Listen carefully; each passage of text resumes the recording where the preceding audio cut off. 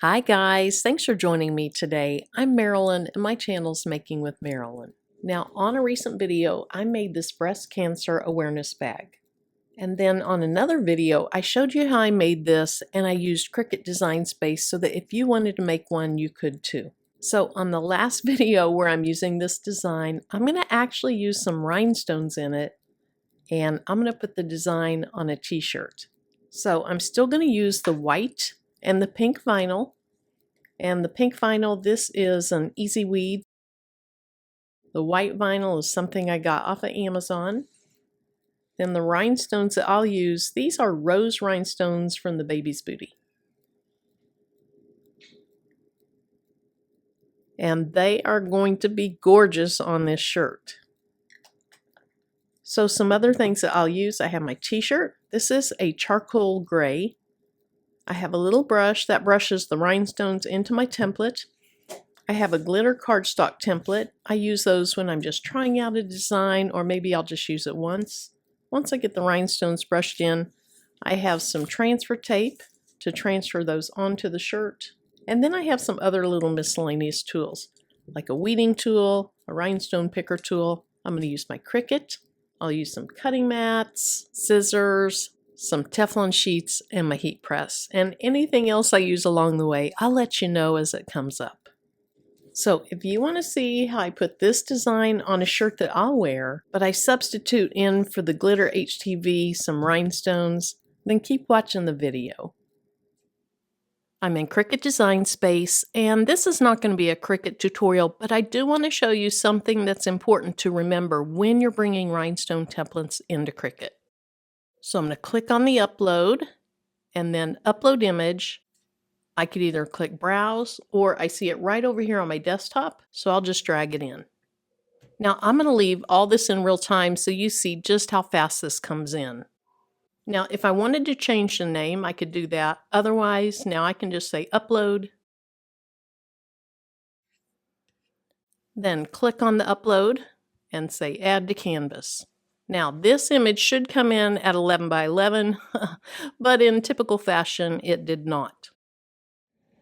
Now notice that came in at 10.303, and designs often come into Cricut the wrong size. Sometimes too large, sometimes too small. It is very rare for it to come in the exact right size. So I'm going to click on this little lock.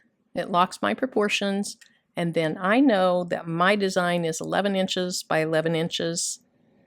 It resized it. Now when I cut this out, my holes will be the right size. And in rhinestone templates, that is very, very important. Okay, so this isn't going to be a lesson in Cricut Design Space, but I'll show you one more thing. When this comes in, everything is grouped together. So what I would typically do is I'd say ungroup.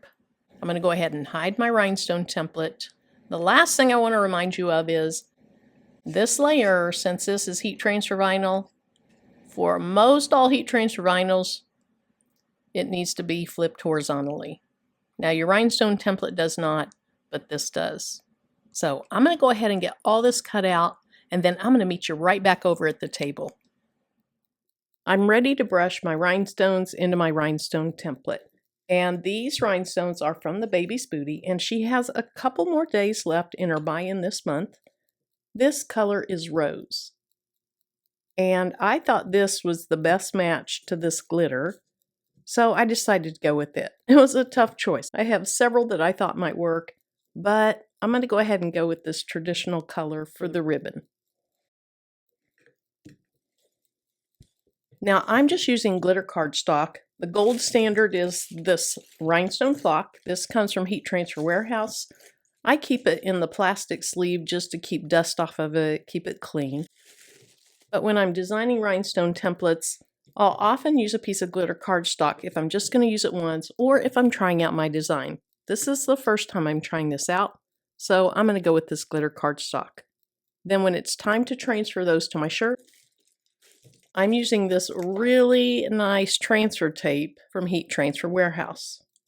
And I absolutely love this. I was using some from Amazon. This just feels better. It lays down on the stones better. So I'm going to keep buying this now. Now the biggest thing with glitter cardstock is if it's not down flat on the table, Your rhinestones can go under the holes, under the cardstock, and that is a big pain.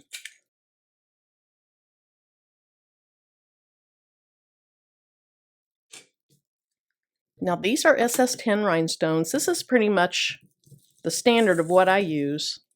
It's a pretty common size. A lot of templates are made in that size. Another size that designers like are SS6s. They're a little bit smaller. You get more stones in the design because they are smaller, and the real benefit to those is you can have some really intricate designs and they'll work out nicely.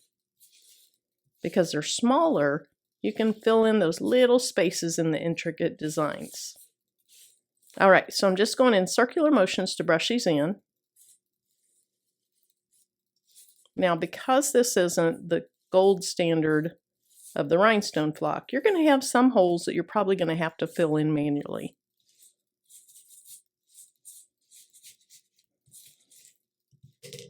Now, I usually put way too many stones on, and this time I didn't.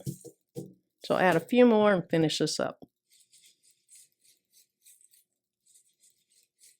Now, it's really amazing to me how these rhinestones bump into each other and they just magically flip over into the holes.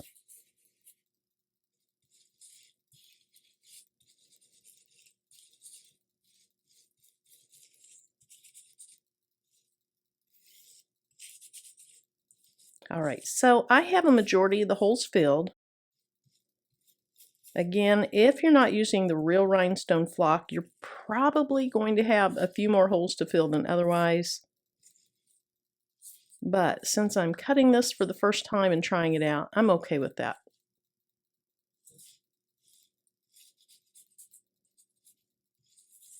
All right, so now all I want to do is brush off the excess rhinestones, and I'm not pushing down really hard, mainly using the weight of the brush. You don't want to be heavy-handed with this, you'll drag your rhinestones out.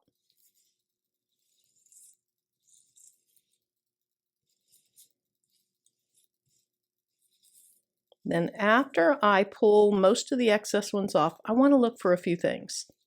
I want to look for rhinestones that are upside down. I want to look for empty holes, and then sometimes you'll get some extra stones on top. Once in a while you'll actually get 2 stones in a hole, but more often than not, when you get extra ones, they're hiding in between. All right, I see I have quite a few more I can go ahead and brush off. And then what I'm going to do is I'm going to go ahead and take this rhinestone picker tool. I'll look for the extra ones. For example, here's an extra one. I'll just move it into an empty hole.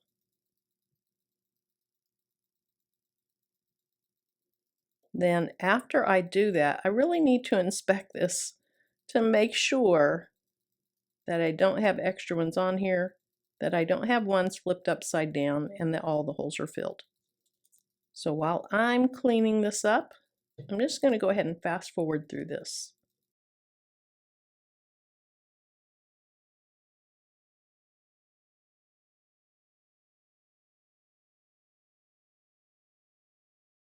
All right, now after you inspect it and make sure that you flip any over, fill your empty holes, get all the extra ones off, it's time to pick this up. Now this piece of masking is pretty big. I've used it before, but we're going to make it work.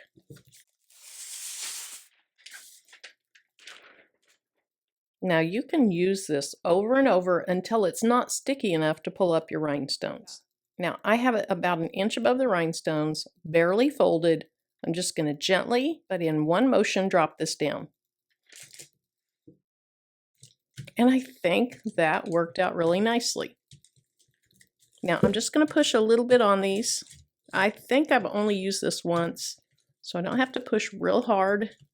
It's still plenty sticky. All right, I'm going to start lifting this up, and while I do, I'll look to see if those stones come up. If any don't come up with the tape, what I can do is I can lay it back down, push where the stone's not coming up, and try it again.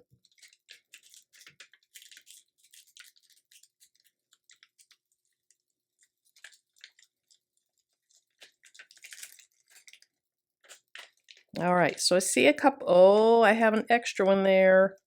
That's why they're not sticking. That extra one makes it where the tape isn't down securely on the other stones. All right. So the culprit's right here. Let's see if I can get that one out.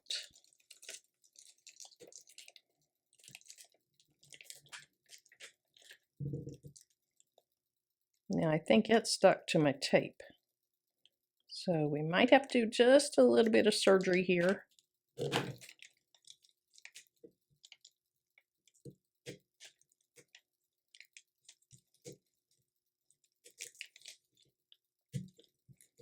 All right, I think that's better.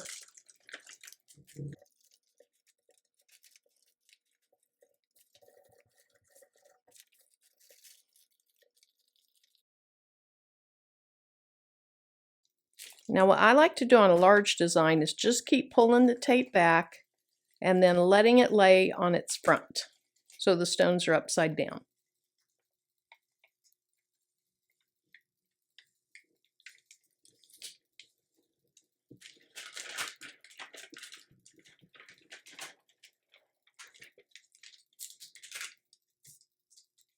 Now, if I'm going to use this right away, I can just leave it sitting like that for a few minutes till I'm ready to use it. If it's going to be more than a few minutes though, I go ahead and put the back on it. Now it's ready to go. All right, so I still need to weed my vinyl, so I'll go ahead and move this out of the way. Now I wanted my stripes, particularly my pink stripes, to cut on one piece, but I don't want to waste all this in the middle that doesn't have a cut in it. So I'm going to go ahead and cut a lot of that out and then just keep them attached on one side. Okay, so I can use all of that on another project.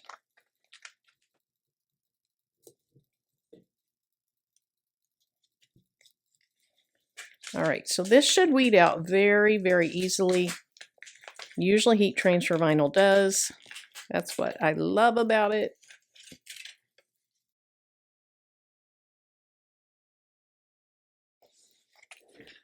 Okay, so the pink stripes are done. I'll do the white stripes, then we're ready to start putting this shirt together.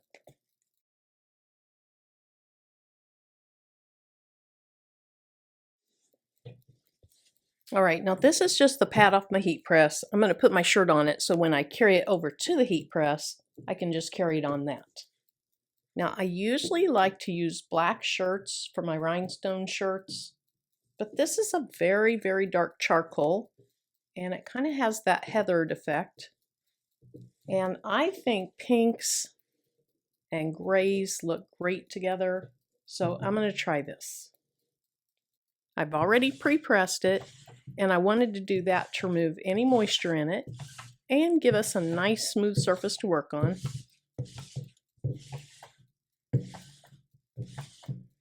And having that heathered effect, there's some little white threads that show a little bit more than others. I'll just have to live with that.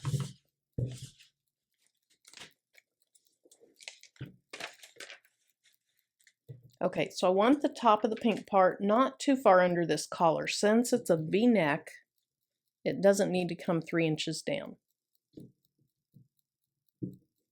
And this shirt doesn't look to be made all that well. It doesn't look like the V's quite in the center, but it's okay. I think I'm probably more picky about it than anybody that sees me wearing it will be.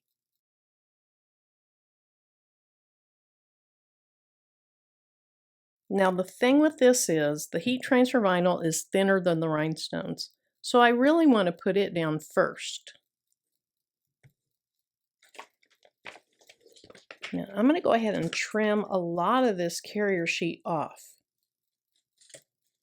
If I'm lucky, I can do all the vinyl in one press.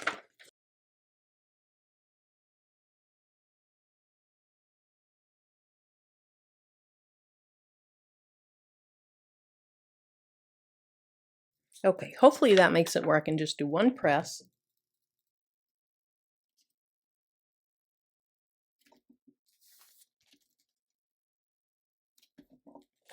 Now let's just do a little reality check and lay this down on my shirt.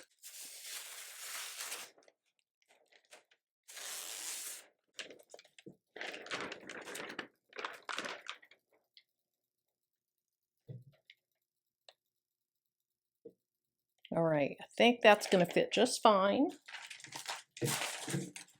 So I'm going to go over and press this.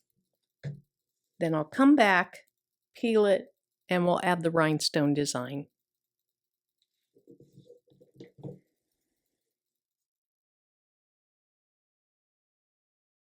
All right, I pressed this at 300 degrees for 15 seconds. So I'm going to go ahead and take the carrier sheet off. Then I'm going to go back over to my heat press. I'm going to put a Teflon sheet over this, something like that. Press it one more time for about 5 to 10 seconds. Now, I like to do that just to make sure it's adhered to the shirt. And actually, I like the texture of the Teflon sheet to show through my vinyl.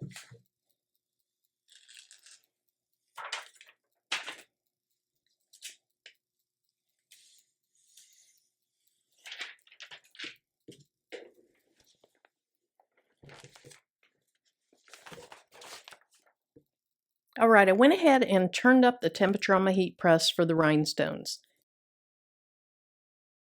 I want to let this cool down just a little bit before I put the rhinestones down. I don't want the glue on the back of them to start getting soft from the heat of the heat press.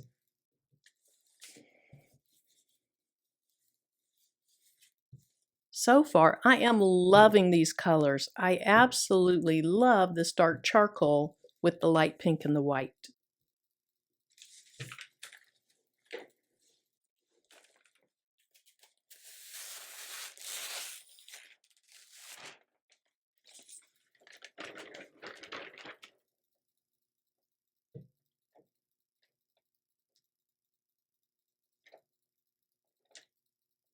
Now the main thing is I want to try to have about the same amount of gray around the outside of the rhinestones.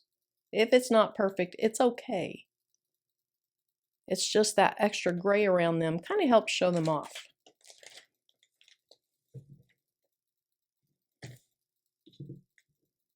All right, I am going to call that good. Now I do have some of my vinyl exposed right there and there. I'm a little bit worried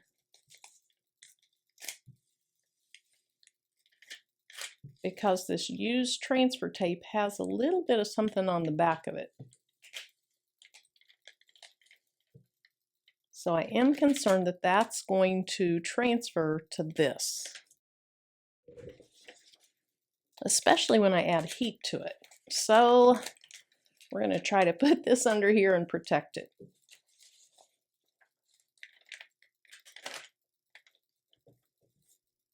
And then I see a little bit more over here. Thank goodness this is just going to be my shirt in case it has any issues.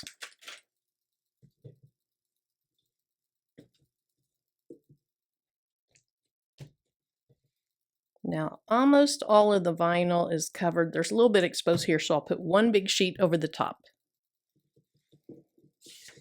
Now I'm going to go press these at 350 degrees for 12 seconds. Then I'll go ahead and peel the top off over here. All right, I am super nervous about whether this hot fix tape is going to pull up my vinyl or cause it to kind of wrinkle. But there's only one way to find out.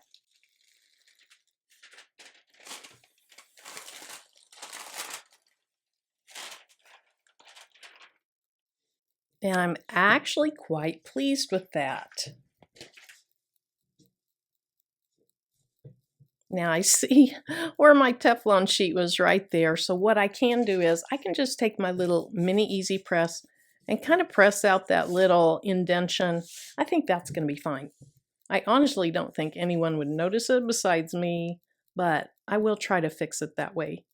Then I can tell I didn't have these two pink stripes down far enough. Again, I'm being ultra picky. It is beautiful. It really is gorgeous. And those stones are blinging. So pretty.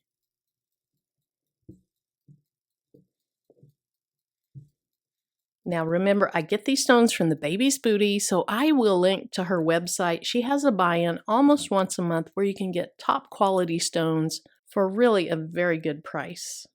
Thanks again for joining me, and until my next video, bye-bye. All right, guys, in true Maryland fashion, I had like a line going this way and another line over here, and what it was from was when I put the little Teflon sheet down to protect my HTV, it left a line. So I just took my little Easy Press Mini, I put the Teflon sheet back over it, and I ironed it there. And I came to this side. I think you can still barely see one right here. Maybe you can see right there, just that little crease or indentation. And again, it's just from the Teflon sheet when I heated it, pressing into the vinyl.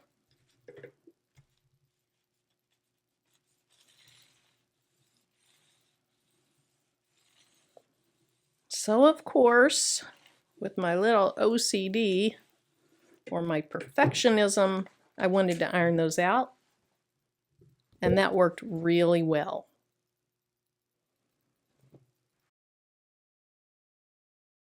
So this time I really will say goodbye.